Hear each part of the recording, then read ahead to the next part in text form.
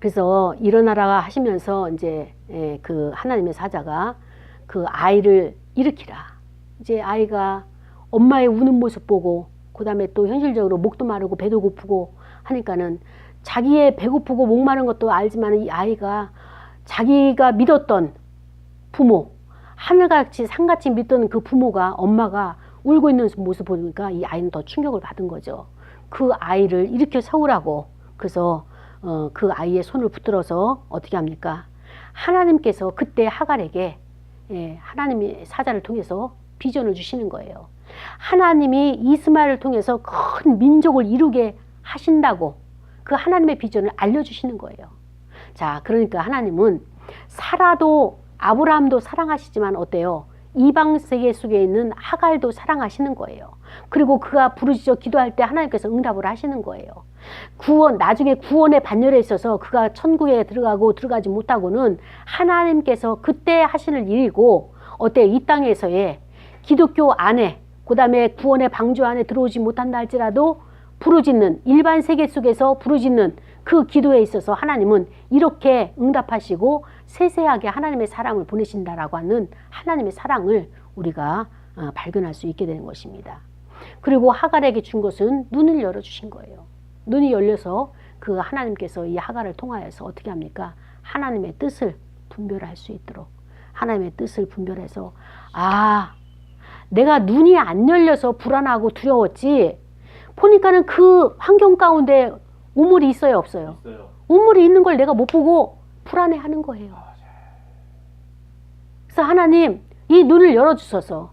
근데 이 중요한 것은 뭐냐면은 눈이 안 열렸을 때와 눈이 열렸을 때의 인생의 그 살아가는 태도가 달라질까요? 달라지지 않을까요? 엄청 달라지는 거예요.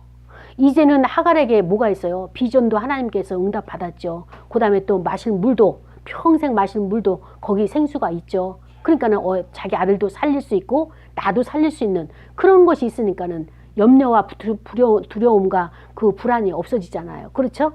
그렇다면은 왜 하갈이 염려와 두려움 가운데 울부짖고 울고 있었을까?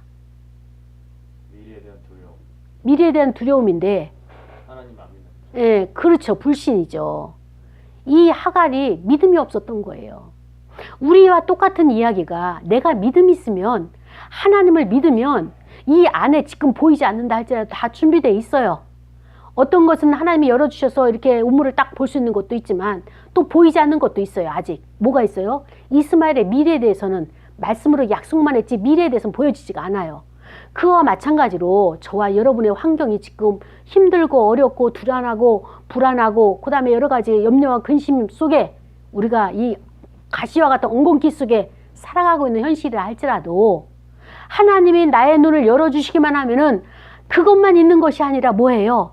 준비된 우물도 있고 또 나에게 필요한 집도 있고 또 나에게 필요한 것을 하나님께서 다 준비해 놓은 것이 있다는 것을 알게 되면 내가 염려할까요? 눈에 안 보이기 때문에 지금 울고 있는 거예요.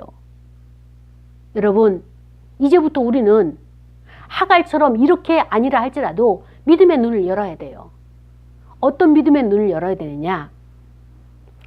아이들이 성장을 할 때 보면은 자기 눈앞에서 엄마나 아빠가 양육자가 없어지면은 아이들은 막 울어요. 왜냐면은 자기 눈에 안 보이면은 엄마가 사라지고 아빠가 없다고 생각하는 거예요. 근데 사실 자기 아이의 눈에 사라졌다고 해서 엄마가 없어지고 아빠가 없어지나요? 그건 아니에요. 아이가 누워있으면서도 어때요? 가서 설거지도 해야 되고 이유식도 만들어서 빨리 가지고 와야 되고 또 분유도 타야 되고 그럴 때는 잠시 없을 수 있어요. 근데 이 아이는 당장 자기 눈에 사라졌을 때는 불안하고 두렵고 초조하고 살 수가 없는 거예요. 그러니까 이 아이가 할 수 있는 것은 우는 것밖에 없는 거예요. 근데 이 아이가 조금 성장하게 되면 어떻게 돼요? 엄마의 목소리, 아빠의 목소리가 아니까. 거실에 아이가 있으면은 아빠 여기 있다, 엄마 여기 있다 하면서 어때요? 엄마 부엌에 있어, 이거 맛있는 거 해가지고 갈 거야, 조금 기다려 이야기하면은 아, 엄마의 목소리, 아빠의 목소리 하면서 인지하고 인식하게 되면은 그렇게 불안에 떨어서 울진 않을 거예요. 요게 조금 성장한 거예요.